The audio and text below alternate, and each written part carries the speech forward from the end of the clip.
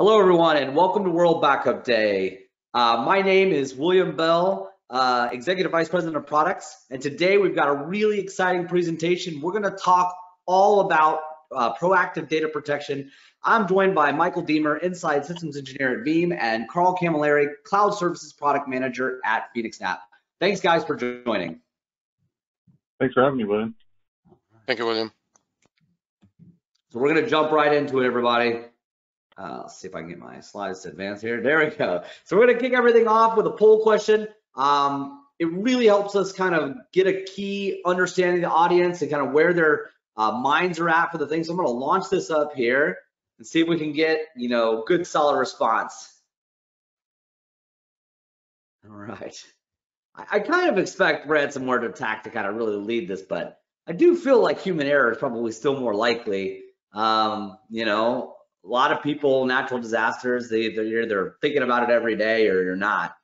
But yeah, awesome, great. Let's get a couple more people to hit that poll button, and then we'll shut this thing down here and talk a little bit about it. Okay, so it was 57% human error, 43% ransomware attack. So we're going to talk a little bit about each. I do think that there's a lot of cool things that can be done today to protect against all three of these types of data loss events. So we're really going to try to narrow down on those things as we go through our presentation today. I think it's kind of a duh idea at this point, but we have seen just an absolute explosion in the concept of offsite cloud backup, right? Customers of ours around the globe are finally beginning to understand the very basics, what we expect are the basics of data protection, that you truly need 3 copies of your data, 2 of them, 2 separate types of media, one of those being offsite, out of your data center, to some extent out of your control, even from your administrators and things like that. We're going to talk a little bit about that later as we get through this. And what we're seeing is, when you look at cloud spend across all of cloud adoption, 12% of total cloud spend is coming from online backup and disaster recovery solutions. So, I think it holds how important this concept is for organizations. Make sure that you're taking the necessary steps to protect your business.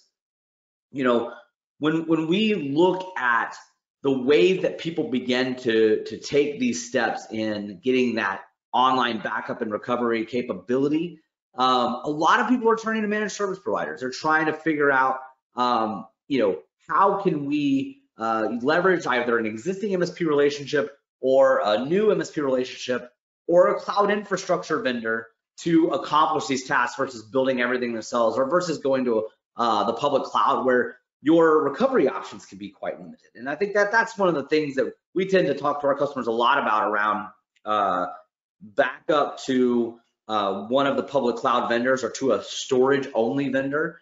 The biggest issue with that is that there's not a lot you can do with that data in many cases in the event something happens. And you may say, look, I'm doing it for offsite data protection, not for DR, but a lot of organizations, especially for tertiary types of data, even secondary types of data, have really long RTOs, and they choose backup. And offsite backup is kind of a disaster recovery capability. And Carl's going to talk a little bit about that more later.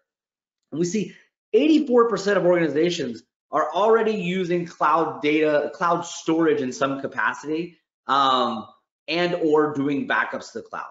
And so it's certainly one of those things where if you're not doing it, your peers are at this point. So something for everyone on the call to kind of take a look at, and the different capabilities that exist out there. We know that COVID-19 has had a huge impact on the way that people work and the way that people manage and store and process and transmit data. And cybersecurity and data protection are becoming a big part of this construct of COVID-19 life, right? Making sure that your critical assets are protected. They're in a data center at minimum, some type of co-location facility or whatever, or in a public cloud, or somewhere in between, making sure that that data is not sitting on someone's desktop in some office somewhere, because likely that person isn't even in the office anymore. So, it's definitely something for everyone to kind of consider and continue to think about as we go there. And really, truly, the challenges that we're focusing on with our customers mostly revolve around the things that you would expect: proliferation of data, how people access data, the varying financial constraints and burdens that have been placed on organizations to really continue their operations, not take a degradation in the service level that they're able to give to their teams internally, and find competent people as these issues still become larger, get larger, right? We still see a ton of people that are focused on getting the right people in to take the necessary steps to protect data, to provide information security, and really try to fill that void. And with that, I am really proud to introduce Carl Camilleri. He's going to take us through some kind of common data protection issues and ideas. And then he's going to transition over to Michael in a little bit to talk specifically about how Veeam is addressing these. Take it away, Carl. All righty, thank you very much, William, for the introduction and high-level information around the current industry, right, that we are seeing right now. And there's no better time than right now to actually be prepared, right? Be prepared towards having the right infrastructure required and mitigate any risks that could potentially arise in the future. It's all about the approach that one would take, right? One could have a reactive approach, an active approach, and a proactive approach. Obviously, the latter one is the proactive approach is the most low risk way we can be, right? Mitigating these risks well in advance will always put our organization and our data into a secure environment where, in case something happens, right, there's always that in case part there. We would always be ready to handle and coordinate accordingly. Now, obviously, there are ways on how we can improve our proactive approach, and these are areas which we will be focusing on later in this presentation. But just to have a high-level picture here, the reactive approach is rather do nothing, and then when we have an attack or when we have a ransomware that has encrypted our data, then that's an issue which we would start to worry, right? But we don't have much ways on really retrieving that data. The active approach is rather that we would respond the way that they have attacked, right? We would respond by trying to restore any copies of data that we might have backed up in the past, or backup jobs of virtual machines that we might have taken in the past. But the right way to do it is with a proactive approach, right? And with a proactive approach, we are not really considering any what ifs, but rather making a risk assessment of our applications and our infrastructure, and making sure that the data is backed up, right? Making sure that in case something happens to any of these, we are able to trigger a policy that would be able to get and retrieve the data without downtime. Right, we'll go to the next slide. All right, proactive security is on the rise. So as William was mentioning earlier, the increasing adoption of technologies has been tremendously around us now for the past couple of years, right? Internet of Things has been one of them. Connected devices, bring your own devices has been on the increase as well. And there's one way I understand. Nowadays, we have employees which are scattered around the globe, and they are all collaborating on the data, which is owned by the organization, right? Owned by the company that the employee is working with. So it is expected that to supplement the growth and demand for proactive security, we need to take key steps. The demand for proactive security is furthermore expected to be complemented by the increasing number of security breaches and cyber attacks.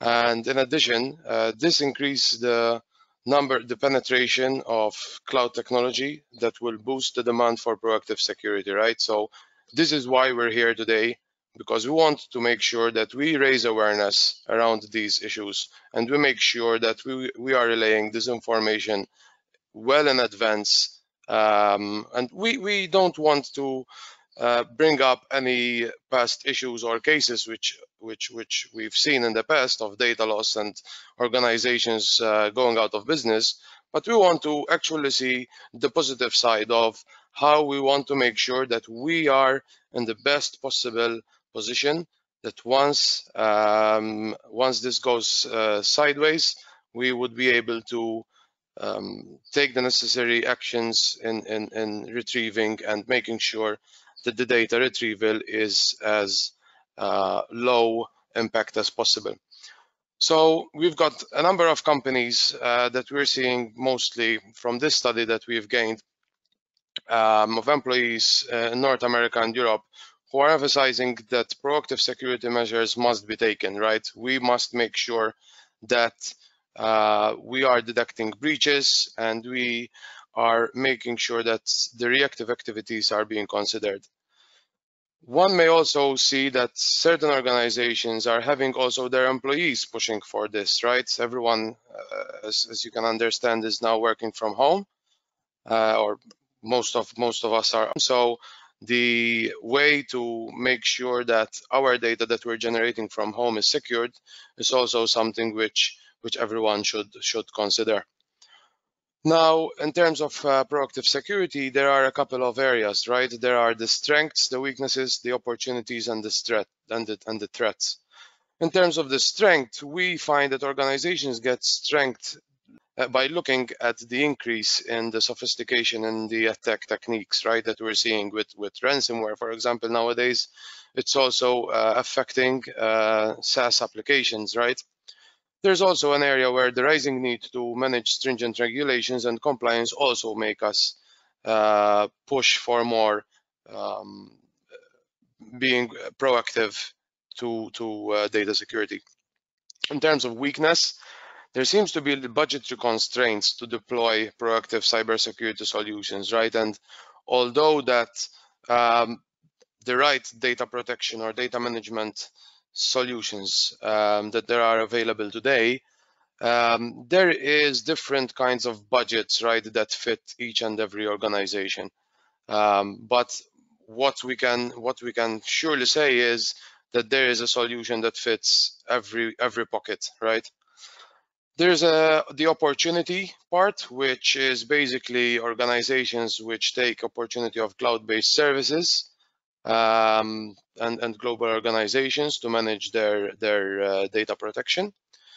And then there are threats, which are limited skilled cybersecurity professionals, right? It is very difficult right now to implement a proactive security policy without skilled cybersecurity professionals. We'll go to the next slide.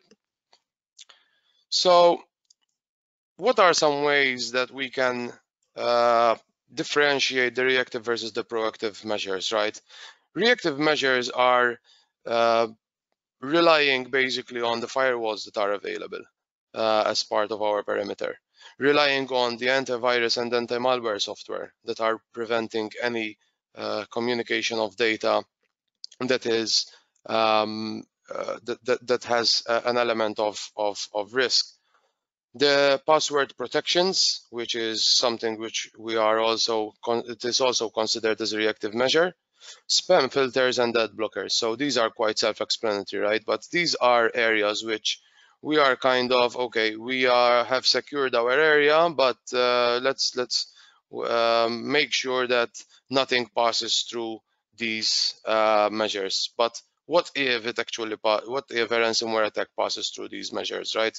What if the perimeter has been breached.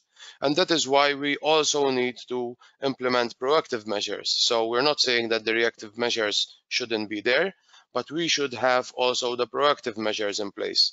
So making sure that having a complete backup and recovery plan, making sure that you are making the right threat hunting in order to go deeper into your data sets, go deeper into the information that is being generated by the company, and making sure that the testing that is required in place and the proactive network and endpoint monitoring are also being tackled. Staff training is also a very important part. We have seen that a number of breaches have resulted due to the lack of knowledge from staff, but it is imperative that the backup and recovery part is mitigated. And I say this because the worst case that could happen to an organization is actually losing data, right? Or worse than that, having customer data into hands which could provide malicious intent. Right, so why backup is key to proactive protection. So these are 4 cards which we wanted to highlight here. One of them is that the cyber threats are growing. We have seen a staggering amount of ransomware attack occurring every 11 seconds, which is quite worrying. There is the element that everyone is affected, right? Everyone is in the risk. It's not like, hey, we have done all that we can do in our infrastructure that we may never actually need to restore the data. That is a very wrong statement that sometimes we hear as well from certain organizations. But the ability to have a worry-free mindset that in case the data actually becomes corrupted or is discarded, we can always have the plan B approach of actually restoring data from backups. Downtimes that last long, so the average number of delays a ransomware incident lasts is now 16 days, which is quite a significant number, and as well, again, a worrying number. Downtimes are not just, hey, I cannot access these files, hey, I am not able to make that spreadsheets. Downtimes mean loss of revenue. Downtime mean organizations that may go out of business, right? And this is why we want to emphasize a lot on this, that making sure that you, when the bad actors have impacted the data, we want to make sure that the downtime has been reduced to as low as possible, right? And we'll talk a little bit about this and the differences between backup and disaster recovery in the next slides. The last card that we have here is that downtime is expensive, right? As I just mentioned, an hour of downtime costs $700K for large enterprises, right? So us system administrators or data protection administrators may not always be aware of how much it really costs for the organization. But put your organization into perspective, or your client's organization, in case we have managed service providers here in this presentation today. Put those organizations into perspective and realize a little bit what would happen in case a certain number of applications, a certain number of machines, or some data sets would not be available, right? That means a lot. All right, so we'll go over to the next slide. So some tips for proactive protection. Again, the importance of having backup copies, very important. The importance of having immutability and insider protection capabilities. This is something which we will also cover further on in the presentation on how PhoenixSnap actually mitigates this. But in a nutshell, immutability and insider protection is basically an added layer of protection for backups which have already been submitted, right? So we've seen cases where actually even backup copies, right, would get affected by a ransomware attack. And the ability of immutability and insider protection is basically that no one, even the service provider, has the ability to tamper with or modify, change, or delete any of these backups, right? There is a specific amount of period until these backups are remained, and this is agreed on by the data holder. But this is something which we are emphasizing a lot recently, and I also suggest all our attendees as well to research these. Veeam has done a tremendous job in supporting immutability and insider protection.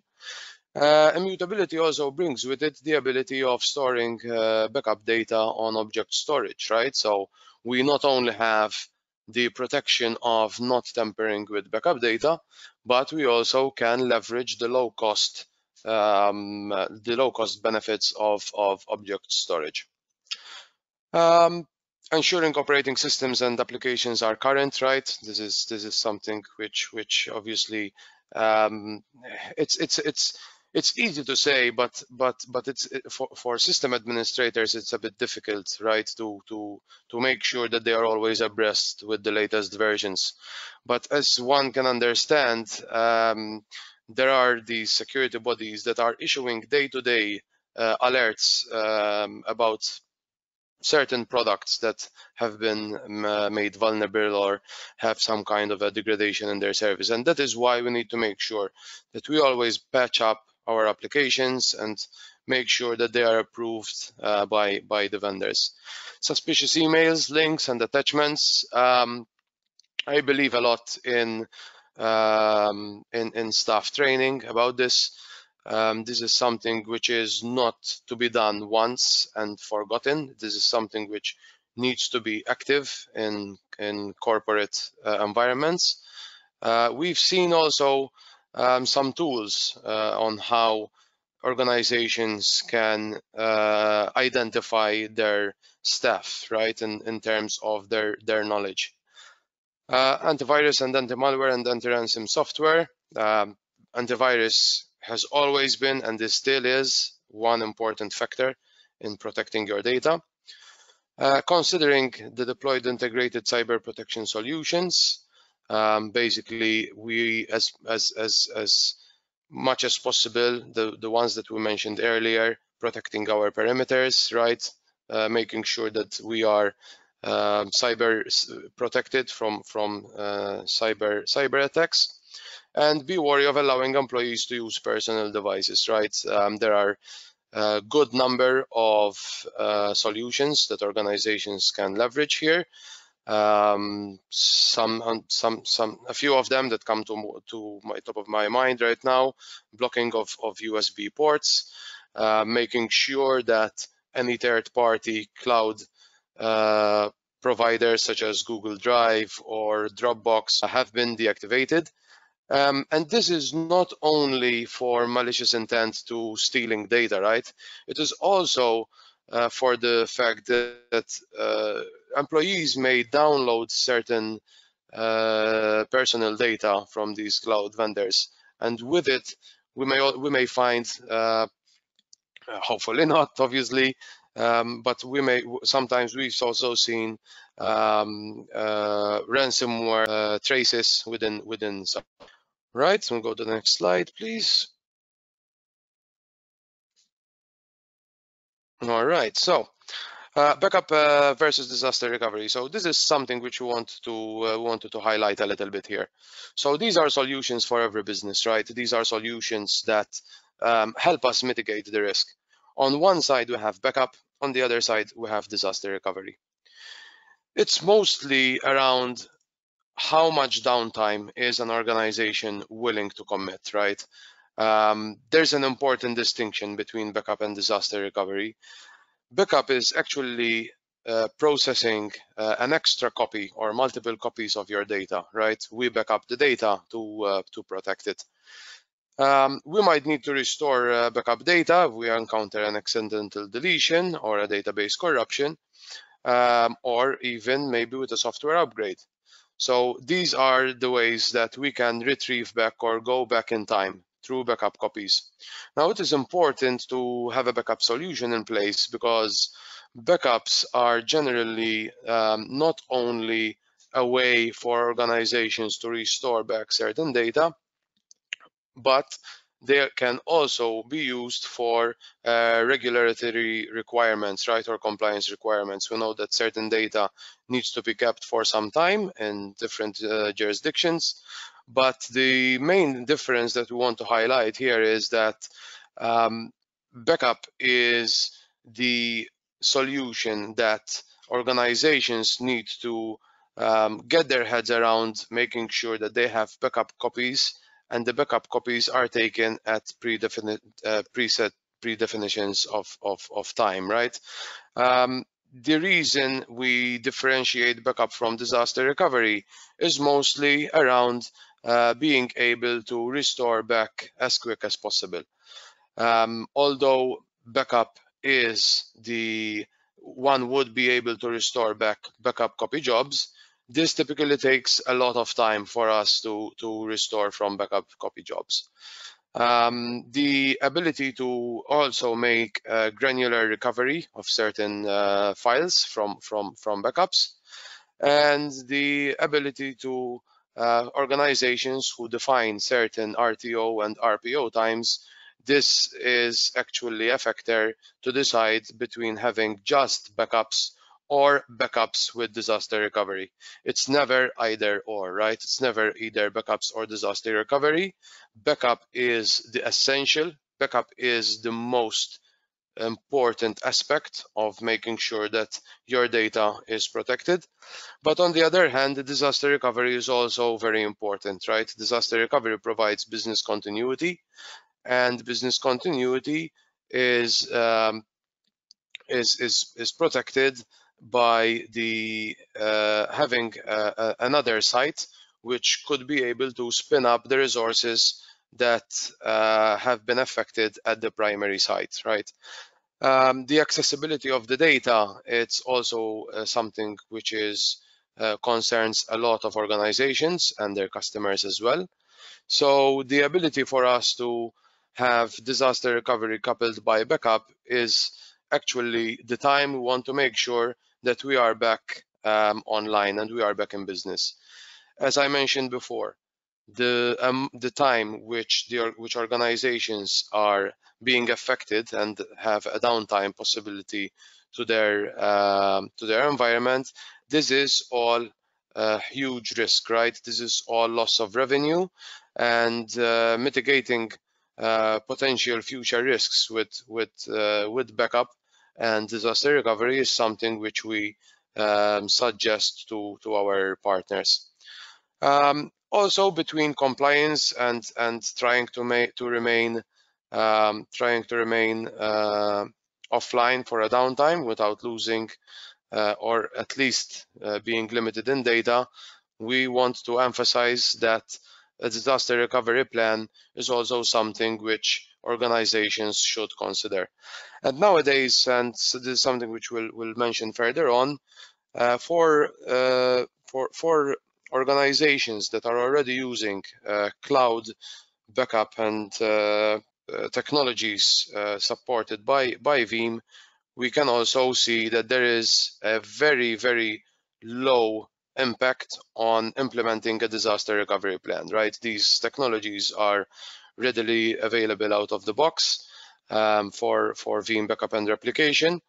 It's a matter of choosing the right cloud partner in order to make sure that a replica of your cloud environment or your current private cloud environment is available. All right, so basically, if I want to mention a little bit of differences here into the backup and disaster recovery, backups are typically best when you need to gain access to a lost or damaged file, right? And there is a low amount of time until you want to get your data restored. While disaster recovery is basically making sure that you have a plan B instantly, right? Making sure that the plan B can be triggered without any downtime. And with that, I'll hand it over to Michael, our friend Michael from Veeam, who will be taking you through a set of slides that he had prepared for us. Thank you. Perfect. Thank you, Carl. And thank you, William. It was a great intro. And again, my name is Michael Deemer, systems engineer here for Veeam Software, and I'm going to be taking you through the Veeam deep dive here for Veeam backup and disaster recovery. Before I do so, I do want to kind of touch on just a couple things. What Carl was talking about is absolutely imperative to being paired up with Veeam backup and replication. Talking about being proactive and reactive, setting up firewall rules, setting up those AD blockers, and making sure that we have the right AV and making sure that we have that right cloud provider to give us that backbone, whereas that's going to be Phoenix Snap, right? One of our platinum VCSP partners. But what I really want to touch on today is really the 3-2-1 rule.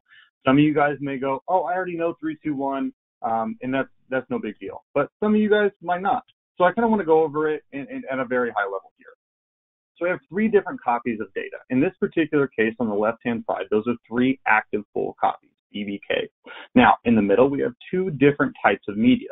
One's going to be tape, and the other one looks like disk. Now, we could have that be like an NVMe drive, a USB drive, just different ways to portal or to get that data to different locations, right? And then we have that one off-site location where this is actually going to be Phoenix Snap, their data center, right? We're going to actually target the Cloud Connect server so we can land on their storage arrays and their data stores on the back end. Now, we might even leverage tape infrastructure, right? And now when we pair all 3 of those together, 3-2-1, having 3 different copies of data, 2 different types of media, and having one off-site, what we're going to allow that to do is actually have basically zero risk, right?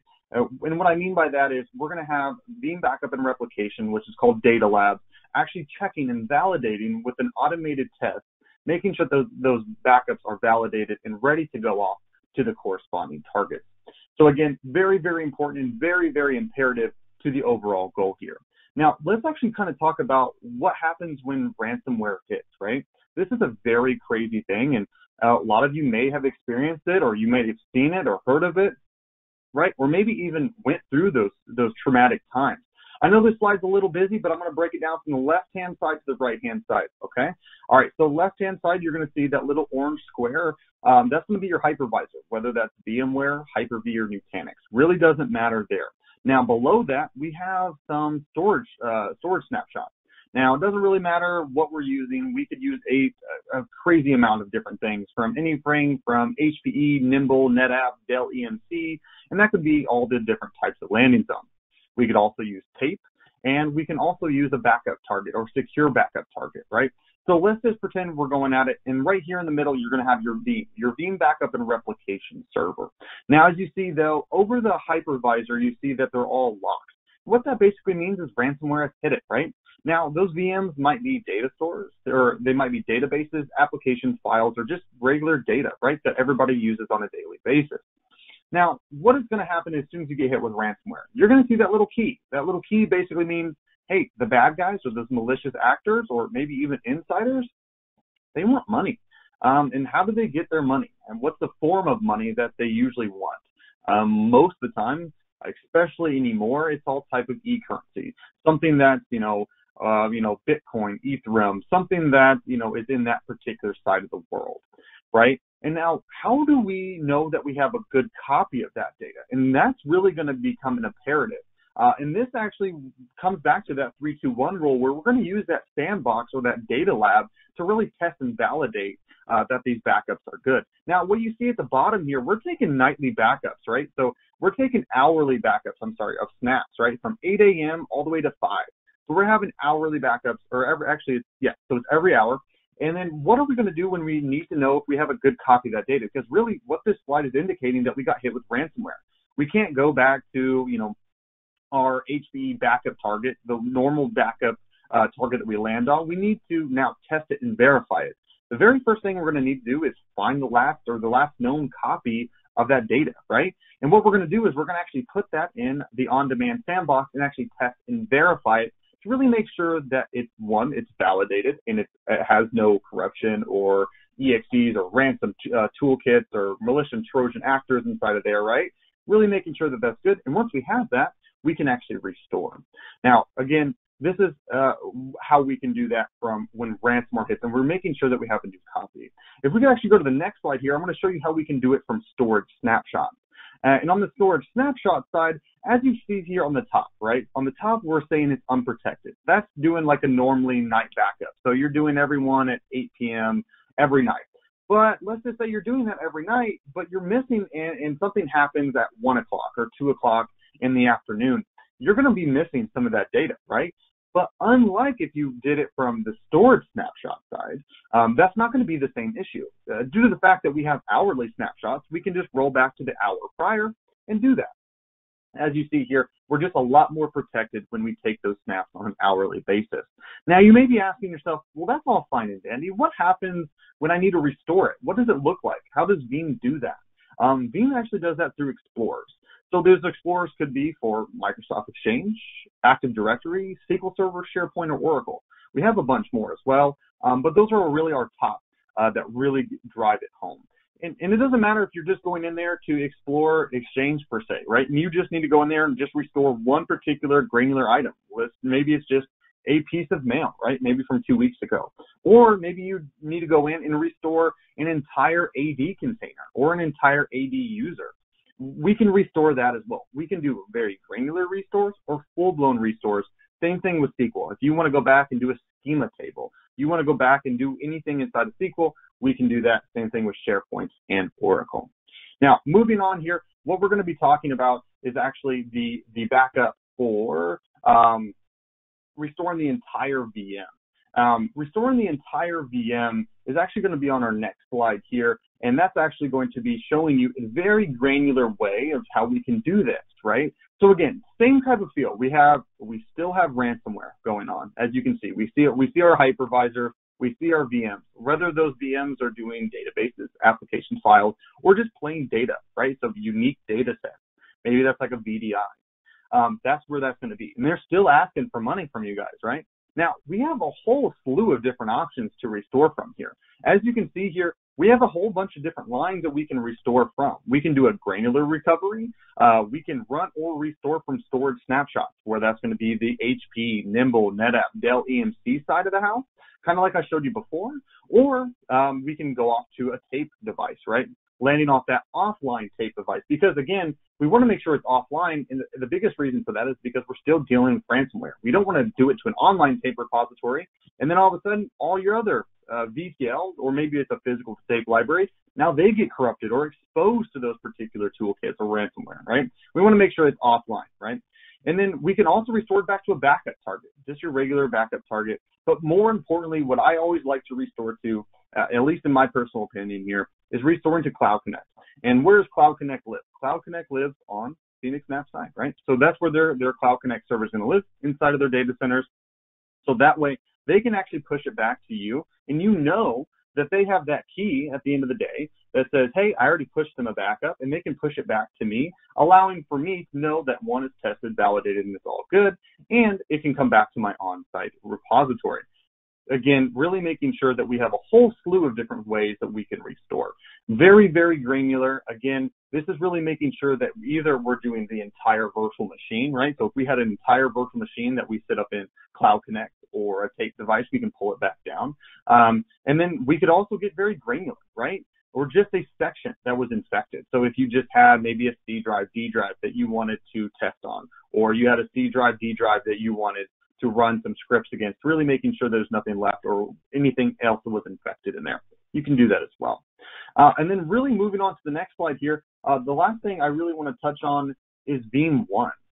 Veeam 1, this is a very, very, very powerful tool. And again, this is probably one of those tools in your tool belt type of applications where it can just do so much for you. Not just from the high level, right? This can get very, very granular inside there. This can find out what VMs are not protected. It can also show you what VMs are protected, going all the way down to data stores. Hey, are these data stores being targeted too often?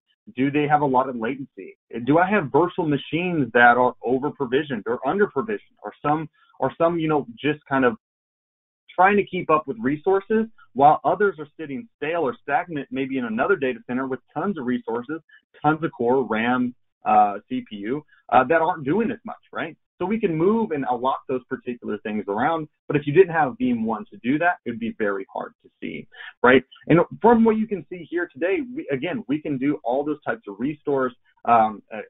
And Veeam 1 is really that monitoring and analytics tool that's really going to be able to drive home and kind of get that belt kind of around the Veeam side, really making sure that you have the analytics tool to really drive it home. So again, I do want to thank everybody for coming out today and watching at least the Veeam side of the particular webinar. I really do appreciate it. It's World Backup Day. Again, it's really cool. I'm glad to be appreciative and be on here with Phoenix Snap, one of our Platinum VCSP partners. And at this particular slide, I'm going to actually pass it back to Carl to kind of go back over all the Phoenix Snap side and all the cool bells and whistles that Veeam and Phoenix Snap can bring to you. Brilliant, Michael. Thanks a lot. That's been a great comprehensive information about how Veeam has been handling the backup sphere, right? And they are championing this industry with their products. We've seen the backup and replication version 11 recently, which was rolled out very recent. We also make use of a product dedicated for us Vmcloud service providers. So there's actually, as Michael was saying, there's a tremendous level of cooperation between Phoenix Snap and Veeam. And in these last couple of slides, we are going to help you understand a little bit how how these technologies, how our products would be able to help organizations and service providers to actually mitigate and make sure that their customers have a safe and risk-free infrastructure. So with our Veeam backup and disaster recovery solutions, we leverage Veeam version 9 upwards. So any organizations which have the Veeam backup and replication version 9, version 10, or version 11 can, as from today, be able to leverage their data backups in order to place backup copy jobs at our repository. And as Michael was referring earlier, we make sure that we handle the integration with the infrastructure that you have, which could either be on another cloud, which could either be on your private cloud. And the way we do this is to actually have certain technologies in place that makes us in a position to make sure that the backups are being stored safe, right? Making sure that these solutions that we provide are reliable and that they are cost effective.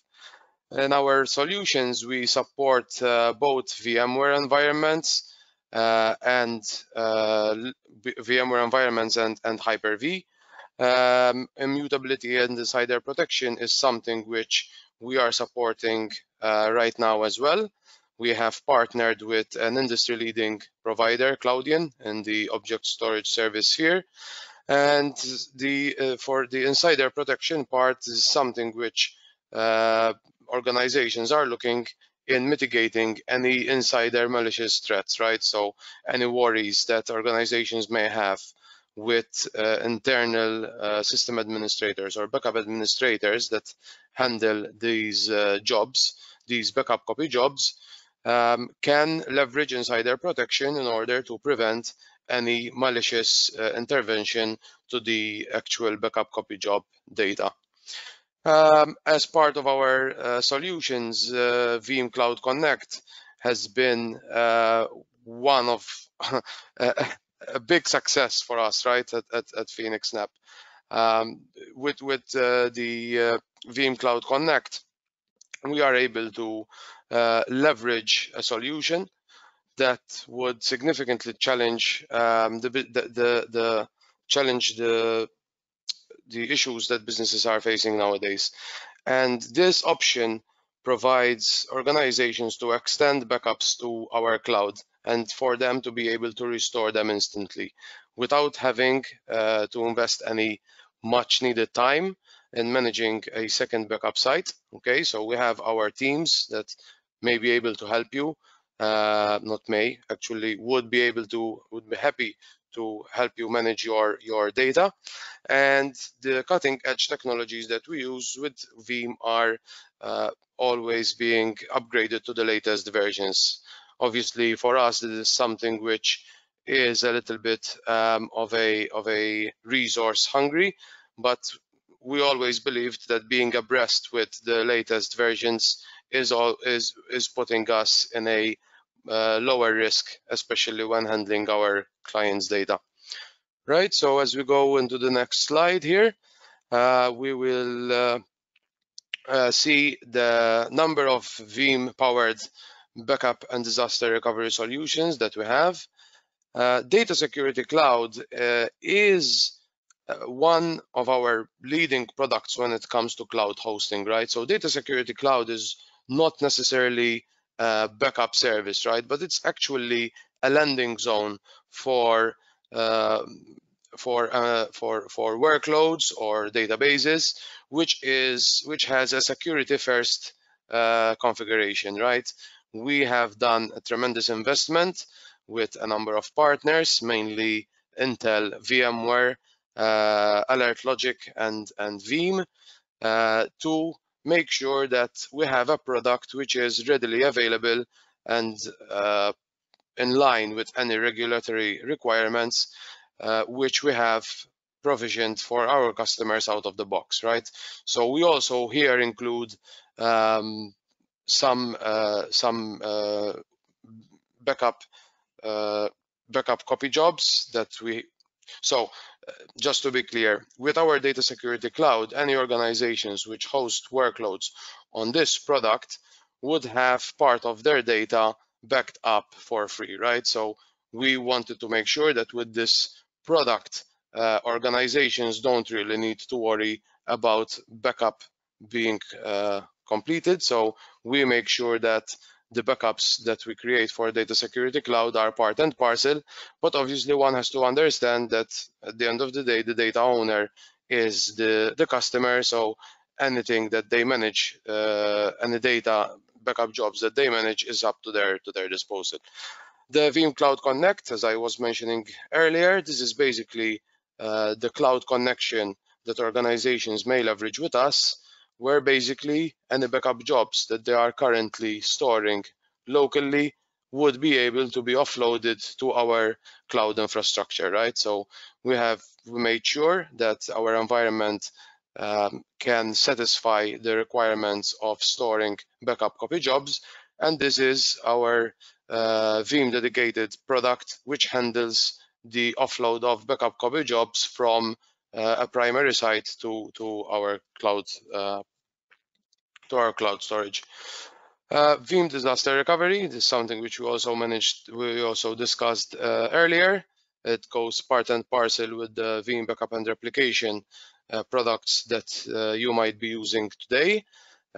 With the disaster recovery, again, through Cloud Connect, we are able to host your applications, host your infrastructure, so that in case the primary site gets disrupted or gets affected by some kind of a downtime or any other risks that might surface in time, you would be able to point your workloads onto our cloud environment. On the last product that we want to mention here is Managed Backup for Office 365, where basically, as the name implies, we are providing a solution for organizations which are using Microsoft 365. Recently, this has been quite on the rise, right? This is a very popular product which we're seeing. But one thing which we typically encounter is that people underestimate that backups are actually needed for Office 365, right? Microsoft are only storing your data, right? They go extra lengths to make sure that the data is highly available. They make sure that the data is secure. But if you have the risk, and this is not just for you, but for anyone, there is a risk that there could be any insider malicious attacks where one would be able to actually wipe out a number of emails from the corporate tenant, right? So this could be a system administrator, it could be an individual who would have maybe keys to this data, it could be an employee who's no longer working with the organization. It could also be affected through third-party risks as well. So we imply that it is very important for organizations who are using Office 365 today to make sure that they have a backup solution in place for their tenant. All right, now I will hand it over back to William, who will be able to give us a little bit of a conclusion points. Absolutely. Thank you, everyone. Thank you so much, Carl. Thank you, Michael, for taking us through the entire solution, both Veeam specific product stuff, Phoenix NAP specific product stuff. All I can say is we've been working together, Veeam and PNAP, since 2012, right? We understand data protection better than most service providers around the globe. Veeam is the best in the market in protecting customer data across many platforms, public cloud, on-prem, etc. You know, truly, we have been working to deliver these services everywhere, all around the globe, 24/7, 365. And, you know, I think we're at 17 actual data centers now, and just continuing to scale and grow these infrastructure capabilities. Ultimately, it's about you protecting your business, right? We'll be here for you if you need us to help with taking some of the load off of various things, whether that's cloud data protection, whether that's disaster recovery as a service. We have things working in tandem with our vendor partners to make these issues kind of go away for you. But ultimately, take what we said today, use it as education, help your business succeed and be protected. So I'm going to launch the last poll question real quick, and then we will kind of wrap this up with a little bit of Q&A and get everybody out in the rest of their day. All right. See if we can get a couple more clicks here.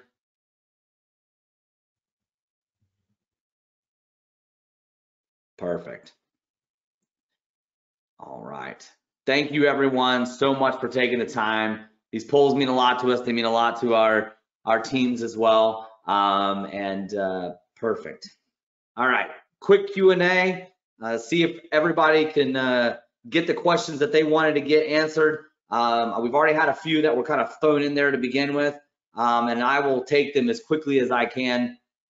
You know, I think that somebody asked, how likely is it that, you know, if we put strong endpoint protection in place, that you're going to experience a breach?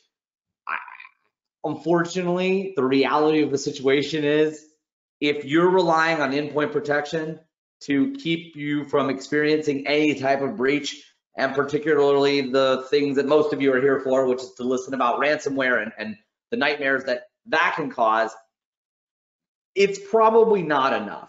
Right? I would say certainly it is not enough. We have worked with organizations that have robust endpoint and network security in place and still suffer from ransomware attacks, because ultimately someone has permissions, whether it's an administrator, whether it's a new system that's brought online and you forget to secure it correctly, something has access at some point in time. It becomes a matter of when, not if, right? And ultimately, data protection can be your last line of defense, specifically if you're employing some type of immutable storage service for that offsite backup copy. That is when you can be sure that you are truly protected. Because I don't care if you, the super administrator, the administrator of all administrators, tries to delete that data, it's not happening. In our services, specifically around immutability and insider protection, we can't even delete the data, right? We had to build some complex business modeling around the fact that we can't even delete the data off of the array itself. You know, with the exception of going and actually deleting all the data and reformatting the arrays, there's nothing that can be done there, and that stops ransomware in its tracks. Second question, you know, if you're looking at the various ways to kind of get started, does Phoenix Snap offer free trial for Veeam backups? Yes, absolutely. POCs, free trials.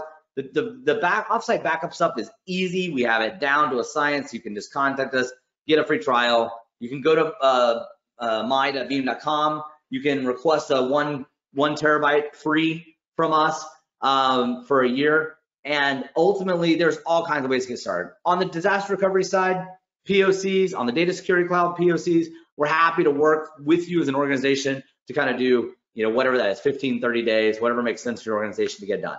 So with that, I want to thank everyone for taking time out of their day, coming and listening to us talk about backup, specifically here on World Backup Day. I hope everyone stays safe, and we will talk to everybody soon. Thank you so much. Have a great day.